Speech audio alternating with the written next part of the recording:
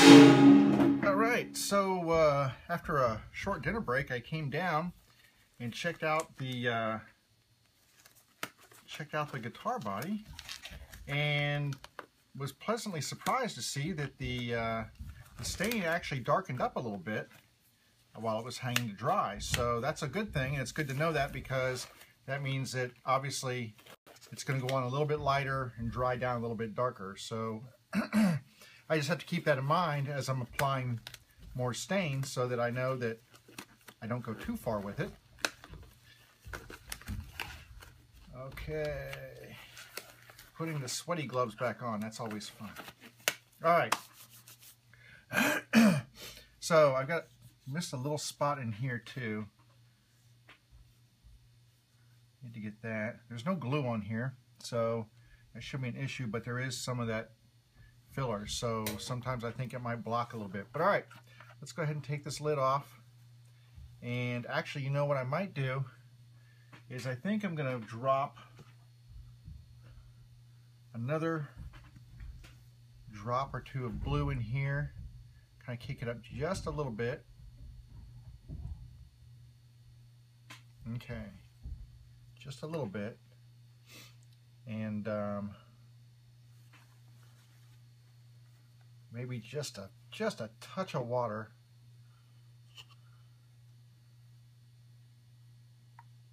There we go. And I'm just going to give it a swirl here. If I can get this top one right, keep it from spilling all over like it did last time. All right, let's go over this again. Now I could sand this back a little bit, but I'm going to give it another one here and let it get really dry before I give it. And I might just actually hit it with some steel wool.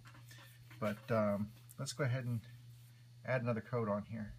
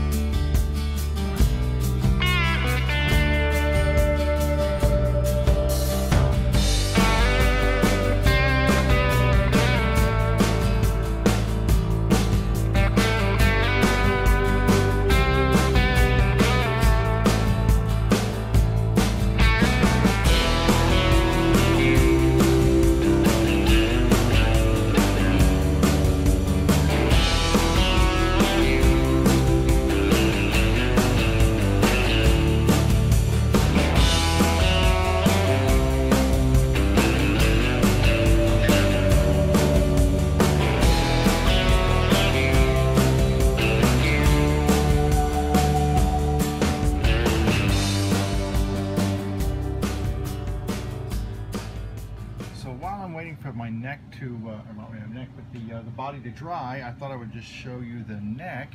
And what I did, because it's kind of, the neck is pretty much already finished, I went ahead and installed the tuners.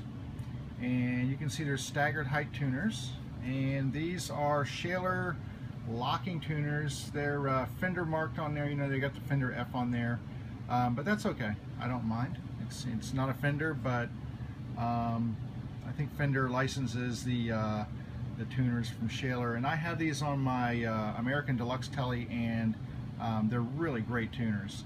And I love locking tuners.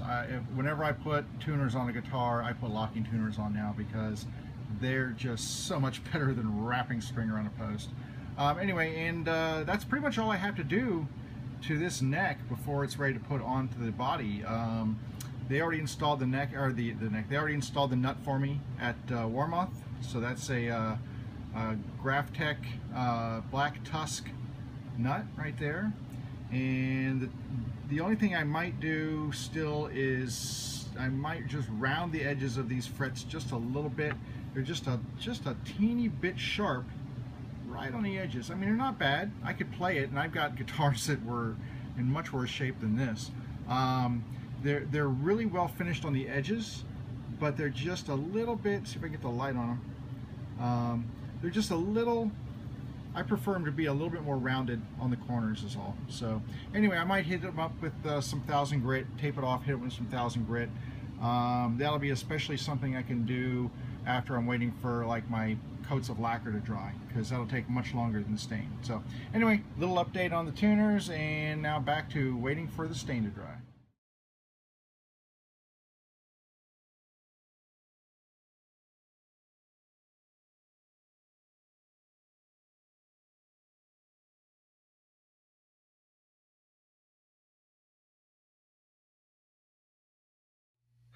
Okay, so if you've been watching these videos in order, you might be seeing this and thinking to yourself that you must have skipped back in time and maybe you're watching an earlier one. But the reality is, no, this is actually the next step.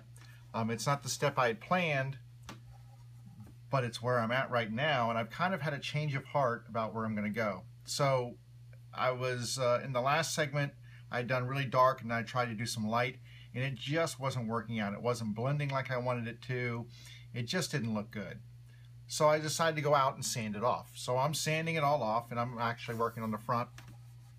And I'm sanding it, and as I'm sanding, you know, it's actually leaving this line around the side here. And you know, the side is actually kind of cool. It worked out, the edges and the ends kind of worked out nice and dark. I just cleaned this with some naphtha, and I kind of like the way they turned out. So I said, you know what, let me flip it over and sand the other side down. So I mean, I took it down to the wood, and I was getting ready to do the belly cut, and I said, you know, let me leave the belly cut alone for right now. Let me leave it dark.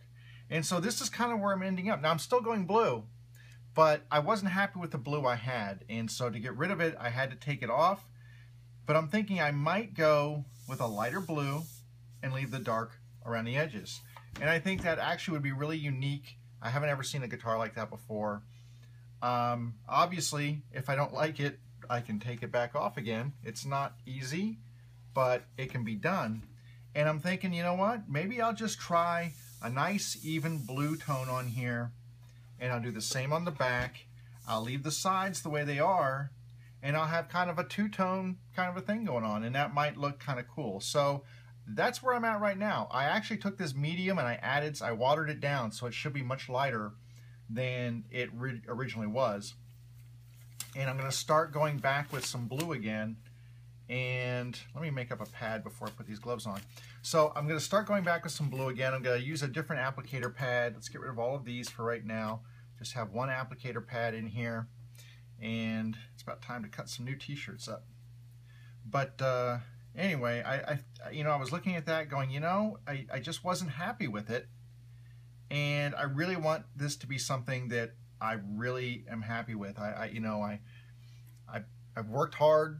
I've sanded hard, you know, I had my ideas, but the beautiful thing about doing this kind of stuff on your own, and I've seen this time and time again on videos on YouTube, is that sometimes the result you get isn't the result you set out for, and sometimes you have to be willing to change gears to get to where you want to be, even if you don't know where that is. So that's what I've done. I've decided to change gears a little bit.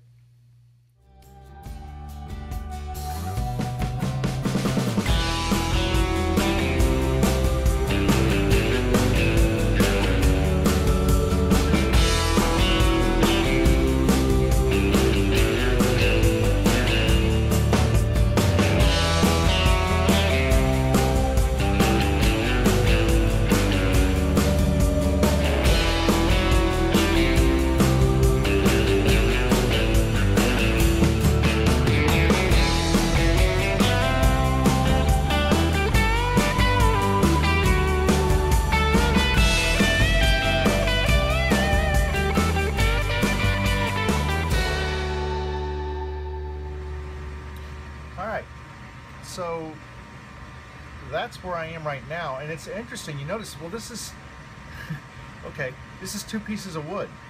So it's really interesting if you look, and hopefully you can see this, that the blue is actually much more vibrant on this half than it is on this half. And I think that's just because I'm dealing with two different pieces of wood.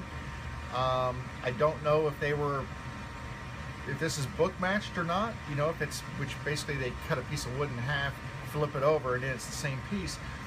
But for whatever reason, this piece has more of the original wood color showing through. This is accepting the dye a little better. I don't know why that is. I don't know that I'm unhappy with it.